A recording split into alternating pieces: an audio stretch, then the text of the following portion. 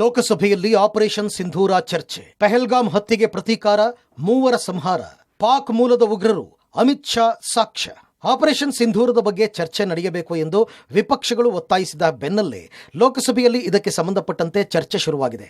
ನಿನ್ನೆ ರಕ್ಷಣಾ ಸಚಿವ ರಾಜನಾಥ್ ಸಿಂಗ್ ಆಪರೇಷನ್ ಸಿಂಧೂರದ ಬಗ್ಗೆ ಮಾಹಿತಿ ನೀಡುವ ಮೂಲಕ ಚರ್ಚೆ ಶುರು ಮಾಡಿದರು. ನಿನ್ನೆ ತಡರಾತ್ರಿವರೆಗಿನ ಚರ್ಚೆ ಬಳಿಕ ಇಂದು ಈ ಬಗ್ಗೆ ಚರ್ಚೆ ಮುಂದುವರಿತು. ಇಂದು ಲೋಕಸಭೆಯಲ್ಲಿ ಮಾತನಾಡಿದ ಗೃಹ ಸಚಿವ ಅಮಿತ್ ಶಾ, ಪಹಲ್ಗಾಮ್ ದಾಳಿ, ಆಪರೇಷನ್ ಸಿಂಧೂರ ಕಾರ್ಯಾಚರಣೆ ಹಾಗೂ ನಿನ್ನೆ ನಡೆದ ಆಪರೇಷನ್ ಮಹಾದೇವ್ ಬಗ್ಗೆಯೂ ಮಾಹಿತಿಯನ್ನ ನೀಡಿದರು. ತಮ್ಮ ಅಬ್ಬರದ ಮಾತಿನ ಮೂಲಕ ವಿಪಕ್ಷಗಳಿಗೆ ತಿರುಗೇಟು ನೀಡಿದರು. ಪಹಲ್ಗಾಮ್ ದಾಳಿಯಲ್ಲಿ ಭಾಗಿಯಾದ ಉಗ್ರರ ಎನ್ಕೌಂಟರ್, ಆಪರೇಷನ್ ಮಹಾದೇವ್ನಲ್ಲಿ ಸತ್ತವರು ಬೈಸರನ್ ಹಂತಕರೇ. ಲೋಕಸಭೆಯಲ್ಲಿ ಗೃಹ ಸಚಿವ ಅಮಿತ್ ಶಾ ಮಾಹಿತಿ. ಪಹಲ್ಗಾಮ್ ಭಯೋತ್ಪಾದಕ ದಾಳಿಯಲ್ಲಿ ಭಾಗಿಯಾಗಿದ್ದ ಉಗ್ರ ಹಶೀಂ ಮೂಸಾ ಸೇರಿದಂತೆ ಮೂವರು ಉಗ್ರರನ್ನ ಎನ್ಕೌಂಟರ್ನಲ್ಲಿ ಹತ್ಯೆಗೈಯಲಾಗಿದೆ ಅಂತ ಕೇಂದ್ರ ಗೃಹ ಸಚಿವ ಅಮಿತ್ ಶಾ ಲೋಕಸಭೆಗೆ ತಿಳಿಸಿದರು. ಆಪರೇಷನ್ ಮಹಾದೇವ್ ಕಾರ್ಯಾಚರಣೆಯ ವೇಳೆ ಶ್ರೀನಗರದ ಡಚಿಗಮ್ ಅರಣ್ಯ ಪ್ರದೇಶದಲ್ಲಿ ನಡೆದ ಎನ್ಕೌಂಟರ್ನಲ್ಲಿ ಉಗ್ರ ಹಾಶಿಂ ಮೂಸಾ ಮತ್ತು ಇತರ ಇಬ್ಬರು ಉಗ್ರರನ್ನ ಕೊಲ್ಲಲಾಗಿದೆ. ಉಳಿದಿಬ್ಬರು ಕಳೆದ ವರ್ಷ ಸೋನ್ಮಾರ್ಗ್ ಸುರಂಗ ದಾಳಿಯಲ್ಲಿ ಭಾಗಿಯಾಗಿದ್ದ ಜಿಬ್ರಾನ್ ಮತ್ತು ಹಮ್ಜಾ ಅಫ್ಘಾನಿ ಅಂತ ಗುರುತಿಸಲಾಗಿದೆ ಅಂತ ವಿವರಿಸಿದರು. माननीय अध्यक्ष जी, कल ऑपरेशन महादेव में सुलेमान उर्फे फैजल जट, अफगान और जिब्रान, 3 आतंकवादी सेना, सीआरपीएफ और जम्मू कश्मीर पुलिस के संयुक्त अभियान में ऑपरेशन महादेव में मारे गए. ये जो सुलेमान है, ए श्रेणी का लश्कर तोयबा का कमांडर था. पहलगाम हमले में और गगनगिर आतंकी हमले में वो लिप्त था. इसके ढेर सारे सबूत हमारी एजेंसियों के पास है. अफगान ए श्रेणी का लश्कर तैयबा का आतंकवादी था और जिब्रान भी ए ग्रेड आतंकवादी था, जिन्होंने बैसरन घाटी में हमारे प्रवासियों को, नागरिकों को मारा था. ये तीनों आतंकवादी ये थे और तीनों मारे गए. ಆಪರೇಷನ್ ಸಿಂಧೂರಕ್ಕೆ ಸಂಬಂಧಪಟ್ಟಂತೆ ಲೋಕಸಭೆ ಮತ್ತೆ ರಾಜ್ಯಸಭೆಯಲ್ಲಿ ಚರ್ಚೆ ತೀವ್ರವಾಗಿ ನಡೀತಾ ಇದೆ. ನಿನ್ನೆ ಮಧ್ಯಾಹ್ನ 12 ಗಂಟೆಯಿಂದ ಲೋಕಸಭೆಯಲ್ಲಿ ಇದಕ್ಕೆ ಸಂಬಂಧಪಟ್ಟಂತೆ ಚರ್ಚೆ ಶುರುವಾಗಿರುವಂತದ್ದು. ಕೇಂದ್ರ ರಕ್ಷಣಾ ಸಚಿವ ರಾಜನಾಥ್ ಸಿಂಗ್ ಈ ಒಂದು ಚರ್ಚೆಯನ್ನು ಆರಂಭಿಸಿದ್ರು. ಇದಾದ ಬಳಿಕ ಸಾಕಷ್ಟು ವಿರೋಧ ಪಕ್ಷಗಳು ಮತ್ತೆ ಆಡಳಿತ ಪಕ್ಷದ ಸಂಸದರು ಕೂಡ ಮಾತನಾಡಿದ್ರು. ಇವತ್ತು ಕೇಂದ್ರ ಗೃಹ ಸಚಿವ ಅಮಿತ್ ಶಾ ಅವರು ಆಪರೇಷನ್ ಸಿಂಧೂರಕ್ಕೆ ಸಂಬಂಧಪಟ್ಟಂತೆ ಮಾತನಾಡುವಂತ ಸಂದರ್ಭದಲ್ಲಿ ಒಂದು ಮಹತ್ವದ ಮಾಹಿತಿಯನ್ನ ಹೊರಗಡೆ ಹಾಕಿರುವಂತದ್ದು. ನಿನ್ನೆ ಕಾಶ್ಮೀರದಲ್ಲಿ ಏನು ಆಪರೇಷನ್ ಮಹಾದೇವ್ ನಡೀತು, ಈ ಆಪರೇಷನ್ ಮಹಾದೇವ್ನಲ್ಲಿ ಪಹಲ್ಗಾಮ್ಗೆ ಸಂಬಂಧಪಟ್ಟಂತ ಭಯೋತ್ಪಾದಕರನ್ನ ಹತ್ಯೆ ಮಾಡಲಾಗಿದೆ ಅನ್ನುವಂತಹ ಮಾಹಿತಿಯನ್ನ ಕೊಟ್ಟಿದ್ದಾರೆ.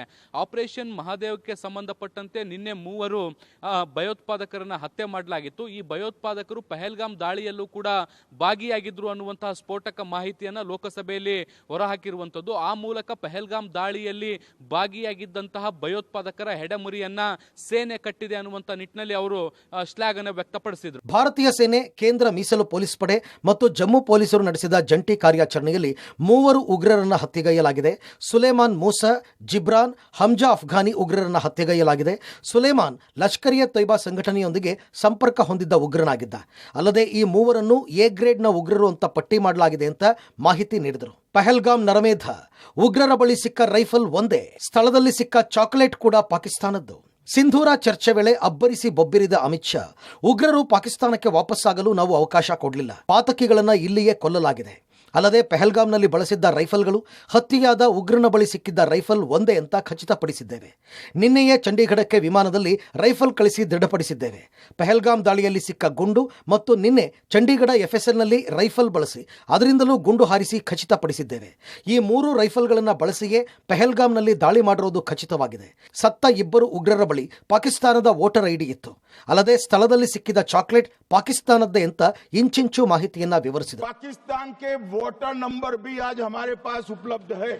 ये राइफलें हैं, ये राइफलें भी हमारे पास उपलब्ध है. इनके पास से जो चॉकलेटें मिली हैं, वो चॉकलेटें ढोक में से मिली, वो भी पाकिस्तान की बनाई हुई चॉकलेट है.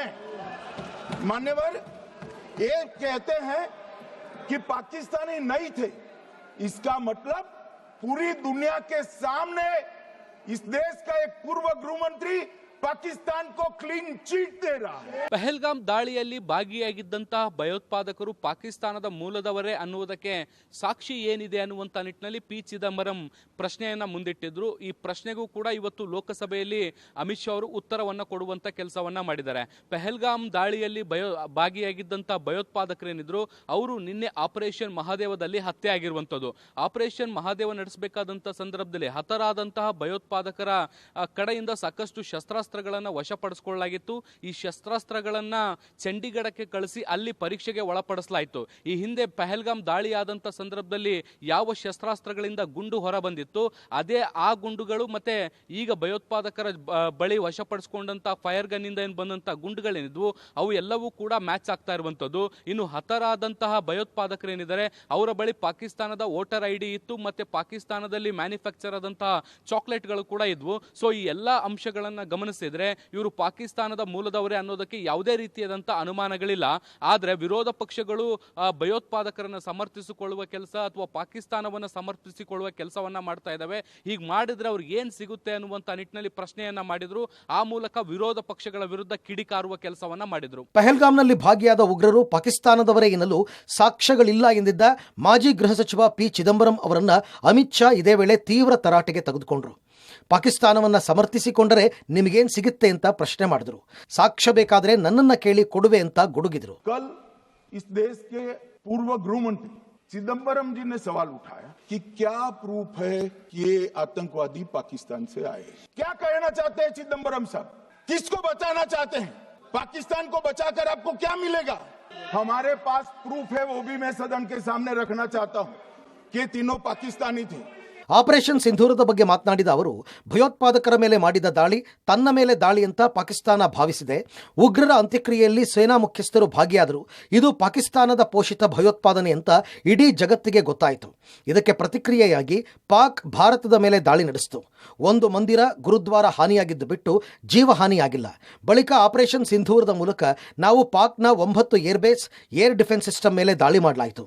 ಎಲ್ಲವನ್ನೂ ನಾಶ ಮಾಡಲಾಯಿತು. 6 ಡಾರಲ್ ಸಿಸ್ಟಮ್ಗಳನ್ನು ಸಂಪೂರ್ಣ ನಾಶ ಮಾಡಿದೆ. ಅವರು ನಮ್ಮ ಜನವಸತಿ ಪ್ರದೇಶದ ಮೇಲೆ ದಾಳಿಗೆ ಯತ್ನಿಸಿದರು. ನಾವು ಅದನ್ನು ಮಾಡಲಿಲ್ಲ. ಅವರು ದಾಳಿ ಮಾಡುವ ಪ್ರಯತ್ನ ವಿಫಲಗೊಳಿಸಲಾಯಿತು. ಪಾಕಿಸ್ತಾನಕ್ಕೆ ಶರಣಾಗತಿ ಬಿಟ್ಟು ಬೇರೆ ಆಯ್ಕೆ ಇರಲಿಲ್ಲ. ಹೀಗಾಗಿ ಮೇ 10ರಂದು ಪಾಕಿಸ್ತಾನದ ಡಿಜಿಎಂಒ ಭಾರತದ ಡಿಜಿಎಂಒ ಜೊತೆಗೆ ಮಾತುಕತೆ ನಡೆಸಿದರು. ಯುದ್ಧ ನಿಲ್ಲಿಸಲು ಮನವಿ ಮಾಡಿದ್ರು ಅಂತ ಹೇಳಿದರು. ಹೀಗೆ ವಿಪಕ್ಷಗಳ ಒಂದೊಂದೇ ಪ್ರಶ್ನೆಗೆ ಉತ್ತರ ನೀಡಿದ ಅಮಿತ್ ಶಾ ಪ್ರಧಾನಿ ಮೋದಿ ಅವರನ್ನ ಸಮರ್ಥಿಸಿಕೊಂಡರು. ಬಿಹಾರದಲ್ಲಿ ಚುನಾವಣಾ ಭಾಷಣ ಮಾಡಲಿಲ್ಲ, ಬದಲಿಗೆ ಜನರ ಭಾವನೆಗೆ ಸ್ಪಂದಿಸಿದರು. ಸಭೆಗಳನ್ನು ನಡೆಸಿ ಸೇನೆಗೆ ಸ್ವಾತಂತ್ರ್ಯ ನೀಡಿದರು. ಭಯೋತ್ಪಾದಕರ ಹೆಡೆಮುರಿ ಕಟ್ಟಿದ್ರು ಅಂತ ಶ್ಲಾಘಿಸಿದರು. ಶಬ್ಬೀರ್ ನಿಡಗುಂದಿ, ಪಬ್ಲಿಕ್ ಟಿವಿ, ನವದೆಹಲಿ.